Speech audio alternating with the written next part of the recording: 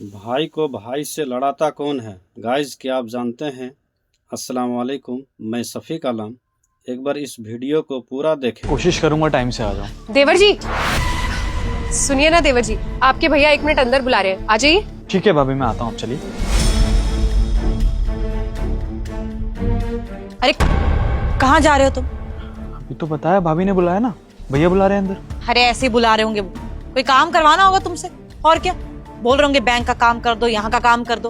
तुम्हें तो ना वो विल्ला ही समझते हैं। देखो तुम्हारा ऑफिस है, तुम ऑफिस जाओ। जितना भाभी ने बोला है, और अगर भैया बुला रहे तो कुछ अर्जेंट ही होगा ना। सनी, तुम्हारा ना ऑफिस है, तुम्हारे सर पे तुम्हारा बॉस बैठा है। वो तो खुद ही मालिक है, खुद का बिजनेस है उनका। उनको थोड़ी कोई कुछ बोल देगा। लेकिन तुम लेट हो जाओगे ना तो तुम्हारा बॉस सुनाएगा तुम्हें 2 बातें और। देखो वैसे भी आज हमारी एनिवर्सरी है, जल्दी ऑफिस जाओगे, जल्दी आओगे। अरे यार, तुम पहले आराम से बोलो। भाभी अभी अंदर गई है और आ जाऊंगा मैं टाइम से। तुम पकड़ो इसे, मैं मिल के आता हूँ भैया से। पकड़ो ना प्लीज, आता हूँ मैं।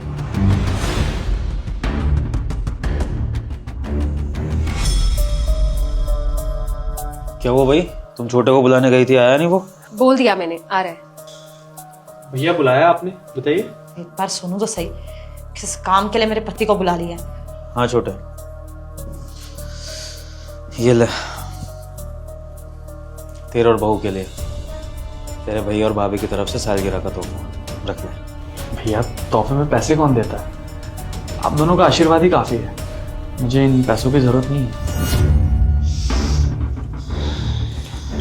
छोटे सच बता, तुझे पैसे की बिल्कुल जरूरत नहीं है? भैया क्या बोल रहे हैं आप? सच में पैसों की जरूरत नहीं है, मेरे पास इतनी अच्छी जॉब है, सब कुछ अच्छा चल रहा है, तो मैं पैसे का क्या ही करूंगा आपके। अच्छा देवर जी, तो अब ये दिन आ गए हैं कि आपको अपने भैया और भाभी से झूठ बोलना पड़ रहा है। भैया मैंने कोई झूठ नहीं कहा आपसे, आप कौन से झूठ की बात कर रहे हैं? छोटे, और कितना पागल बनाएगा अपने भाई को? अच्छे से जानता हूँ कि तेरी जॉब चली गई है और तू जॉब पर जाने का नाटक करता है अपनी बीवी के सामने, ताकि तेरी इज्जत पर बात ना आए। लेकिन तुझे क्या लगता है मेरा छोटा भाई प्रॉब्लम में होगा और मुझे पता नहीं लगेगा? बस दुख मुझे इस बात का है कि ये बात मुझे तेरी भाभी से पता लगी, तूने खुद आकर मुझे नहीं बताई। अभी आपको ये सब कैसे पता चला कि मेरे पास जॉब नहीं है? देवर जी, आपको पता है, आप बहुत छोटे थे जब मैं इस घर में शादी करके आई, और माँ जी और बाबू जी भी नहीं थे। मैंने आपको हमेशा अपने बेटे की तरह रखा है। जब बेटा तकलीफ में होता है ना, तो माँ को खुद ब खुद पता चल जाता है। मुझे दुख तो इस बात का है देवर जी कि आपने अपने भैया को और मुझे इस लायक भी नहीं समझा कि आप अपनी तकलीफ हमसे बांट सके। अरे इतने वक्त से आप सब कुछ अकेले झेल रहे थे, एक बार हमें बता के देखा होता। क्या हम आपके अपने नहीं है?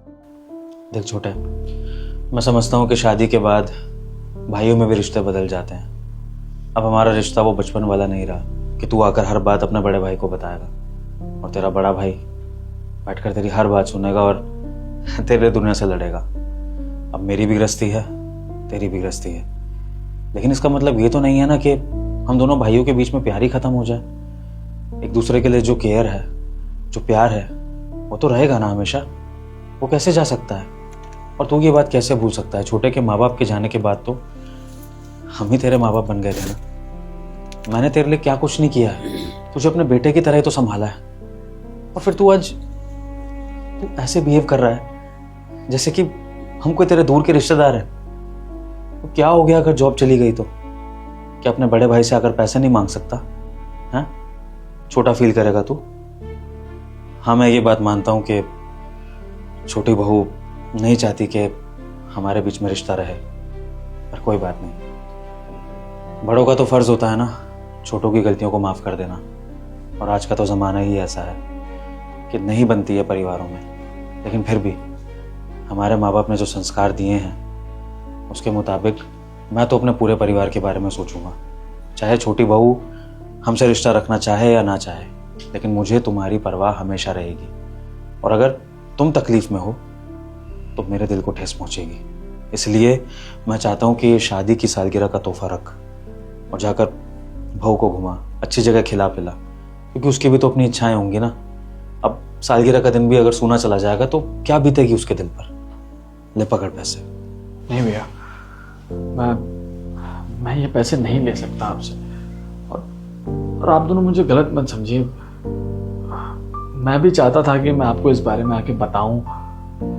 रात रात भर परेशान रहता हूँ, नींद नहीं आती, किसके आगे बोलूंगा? आप दोनों के सामने बोलूंगा ना भैया। लेकिन लेकिन किस मुंह से बोलूं भैया? आप लोगों ने मेरे लिए इतना कुछ किया है, मुझे पढ़ाया है, लिखाया है, इस काबिल बनाया है कि मैं अच्छी जॉब कर सकूं। मेरी शादी में मुझे इतना सपोर्ट किया है, ये इतना बड़ा घर लेके दे रखा है। शायद आज मम्मी पापा जिंदा होते तो वो भी मेरे लिए इतना नहीं कर पाते जितना आप दोनों ने मेरे लिए किया है, खास करके भाभी ने, जो पराये घर से आई है फिर भी मुझे अपने बच्चे जैसा मानती है। और जब मैं बड़ा हो गया हूँ तो कब तक आप पे डिपेंडेंट रहूंगा भैया? आपका भी तो कुछ अपना फ्यूचर होगा ना। मेरी वजह से आप दोनों ने फ्यूचर प्लान नहीं किया, पूरी जिंदगी अपने छोटे भाई के नाम कर दिया आप दोनों ने, इसलिए हिम्मत ही नहीं है भैया। और ये नहीं चाहिए मुझे पैसे भैया, कल को बहुत सारी परेशानी है। कब तक ऐसे आपका हाथ पकड़ के घूमता रहूंगा? कभी तो अकेले चलना पड़ेगा ना मुझे भी, और परेशान नहीं कर सकता मैं आप दोनों को। सॉरी, आप रख लीजिए भाभी, इन पैसों को नहीं चाहिए। देख रही हो मेरे छोटे के संस्कार, कितना स्वाभिमानी हो गया है, कैसे अपने स्वाभिमान को अपने दुखों से ऊपर रख रहा है। इसकी जगह अगर कोई और होता ना तो खुद से आकर अपने बड़े भाई से पैसे मांगता और इस बात का फायदा उठाता कि बड़ा भाई कर तो रहा है, लेकिन ये शायद हमारे माँ बाप के संस्कार ही हैं जो आज छोटा ऐसी बातें कर रहा है। देख छोटे, मुझे ये जानकर अच्छा लगा कि तू हमारे माँ बाप के दिए संस्कारों पर चल रहा है, लेकिन छोटे, जिस कोख से तूने जन्म लिया है उस कोख से तेरे बड़े भाई ने भी तो जन्म लिया है।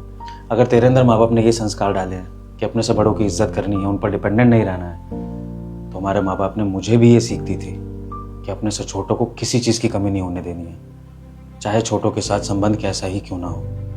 इसलिए मैं तुझे दुख में तो नहीं देख सकता। फिलहाल के लिए तू ये पैसे पकड़, बहू के साथ अच्छे से सालगिरह मना, और तुझे उसको बताने की भी ज़रूरत नहीं है कि तेरे भैया ने तुझे पैसे दिए। बोल दियो कि बोनस के पैसे मिल गए। हम तो बस इसी बात से खुश हैं कि तू और छोटी बहू खुशी खुशी अपना जीवन व्यतीत करो। और ऐसा तो नहीं है कि मैं हमेशा ही पैसे की मदद कर रहा हूँ, अभी तेरा थोड़ा टाइम बुरा चल रहा है, इसलिए मेरे से मदद ले ले। जब नौकरी लग जाएगी उसके बाद मत लियो पैसे, तब तो तू फिर सेल्फ इंडिपेंडेंट होगा ही ना। तो देख, ये पैसे रख और अपने बड़े भाई की बात मान प्लीज। समझिए बात को, मुझे नहीं चाहिए पैसे। और एनिवर्सरी तो हर साल आती है ना, इस साल नहीं मनाएंगे तो कुछ नहीं जाएगा। मैं कोई ना कोई बहाना मार दूंगा चेतना को कि बिजी हो गया था, ऑफिस में मीटिंग थी। आज वैसे भी मेरा प्लान यही था, नहीं जाएंगे एक दिन घूमने, कोई फर्क नहीं पड़ेगा। लेकिन ये पैसे इस तरह से मैं नहीं ले सकता आप दोनों से। ले लीजिए देवर जी। वैसे भी पैसे तो आने जाने वाली चीज है, लेकिन रिश्ते कभी भी खराब नहीं होने चाहिए। अब चेतना का भी तो मन होगा ना कि आज उसकी एनिवर्सरी है, वो किसी अच्छी जगह जाके सेलिब्रेट करे आपके साथ। और वैसे भी पिछली 3-4 एनिवर्सरी आपने उसको हमेशा सरप्राइज दिया है, अच्छे गिफ्ट्स दिलाए हैं, तो इस बार आप उसका दिल तो नहीं तोड़ सकते ना। इसलिए अपने भैया भाभी की बात मानिए और ये पैसे रख लीजिए। और हाँ, हो सके तो चेतना को ये बात मत बताइएगा कि ये पैसे हमने दिए हैं, कहीं ऐसा ना हो कि उसको कुछ और फील हो जाए। एक बात ये भी समझ कि वो बेचारी दूसरे घर से आई है, उसकी क्या गलती अगर तेरे ऊपर दुखों का पहाड़ टूट पड़ा तो। एक पत्नी तो पति से यही एक्सपेक्ट करती है ना कि वो उसकी सारी इच्छाएं पूरी करे। तो अब अगर वो इच्छाएं तेरे बड़े भाई और भाभी के थ्रू पूरी हो रही तो क्या दिक्कत है इसमें? तो ये पैसे पकड़ और अब अपने बड़े भाई और अपने भाभी का मान रख, समझा? ये ले।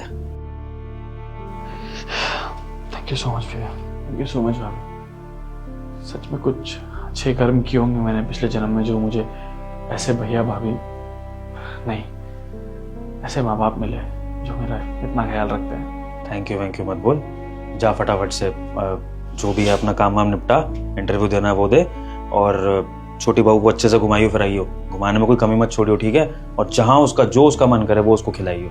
लेकिन छोटे, मैं ये ज़रूर चाहता हूँ कि छोटी बहू भी हमारे साथ बैठे उठे और उसके मन में भी हमारे लिए इज्जत जगे, क्योंकि हम तुम दोनों का बुरा नहीं चाहते हैं, तुमसे प्यार ही करते हैं। शायद उसे ऐसा लगता होगा कि हम दोनों तुम पर हावी होते हैं, तुम पर हुक्म चलाते हैं, पर ऐसा कुछ नहीं है। इस घर में जितना कुछ हमारा है उतना ही कुछ तुम्हारा भी है, और कभी तुम्हें किसी चीज़ की कोई बंदिश नहीं रखी है। हम तो चाहते हैं कि पूरा परिवार मिलजुल कर रहे, लेकिन अगर फिर भी परिवार ऐसे ही चलना है तो बस इतना चाहते हैं कि सब सुख से रहे, किसी के ऊपर कोई दुख परेशानी ना है, ठीक है? समझ सकता हूँ भैया, कभी कभी मुझे ये चीज़ खलती है, लेकिन थोड़ा सा बचपना है चेतना में। अपने घर से आई है, 2 भाई है नहीं उसके घर में, तो शायद हमारे बीच के बॉन्ड को वो समझ नहीं पा रही है, लेकिन समझ जाएगी भैया, आई प्रॉमिस, मैं समझा दूंगा उसको। और जॉब वगैरह की टेंशन लेने की भी ज़रूरत नहीं है। मैं जगह जगह बात कर रहा हूँ, कहीं ना कहीं अच्छी कंपनी में तेरी जॉब लगवा दूंगा, और अगर नहीं भी लगती तेरे भाई का बिजनेस तो है ही।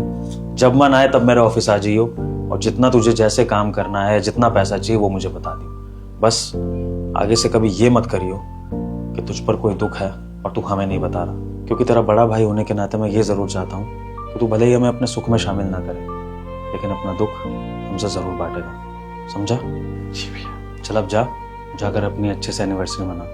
और हाँ, आज मेरी गाड़ी लेकर जा, बाहर टेबल पे चाबी रखी है, गाड़ी में घुमा पाऊंगा। ओके? ठीक है भैया, थैंक यू भाभी।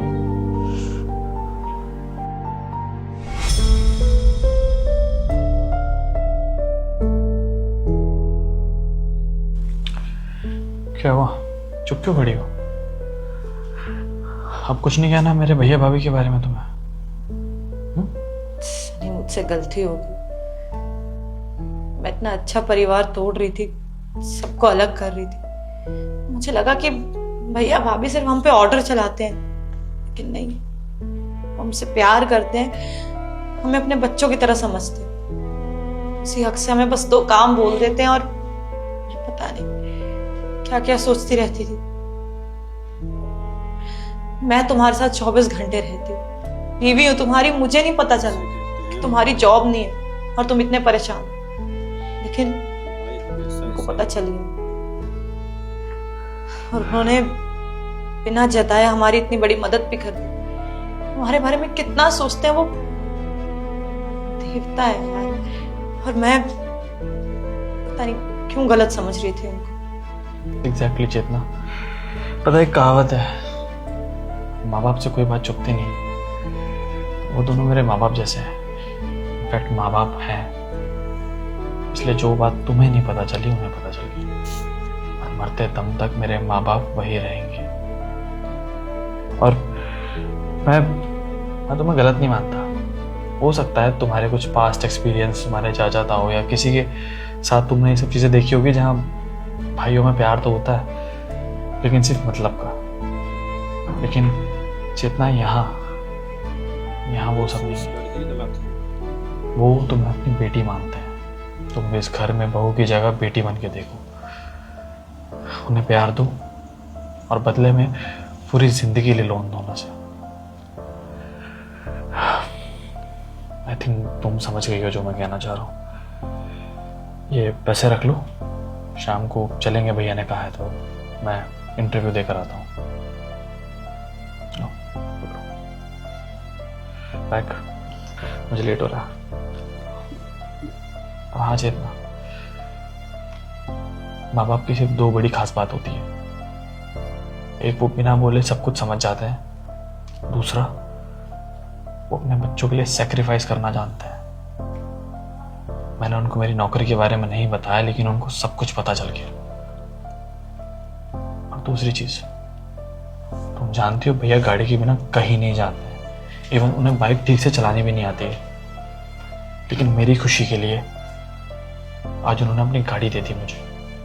और भाभी के चेहरे पे ना मुझे हल्की सी शिकन नहीं दिखी कि उन्हें इस बात से कोई प्रॉब्लम है। तो मेरे माँ बाप अंडरस्टैंडिंग और सेक्रीफाइस दोनों करना जानते हैं मेरे लिए। प्लीज कदर करो इन दोनों की। सनी, आज शाम को डिनर पे भैया भाभी को भी लेके चलते हैं। एनिवर्सरी है, पूरी फैमिली साथ में सेलिब्रेट करेगी, अच्छा लगेगा। ठीक है, लेकिन ये बात भैया भाभी को तुम जाकर कहोगी, अच्छा लगेगा उन्हें। ठीक है, मैं भाभी से बात करती हूँ। फिलहाल मैं लेट हो रहा हूँ, चलता हूँ, ध्यान रखो। उम्मीद है समझ गए होंगे आप कि भाई को भाई से लड़ाने वाला कोई और नहीं, गैर नहीं, अपना ही होता है।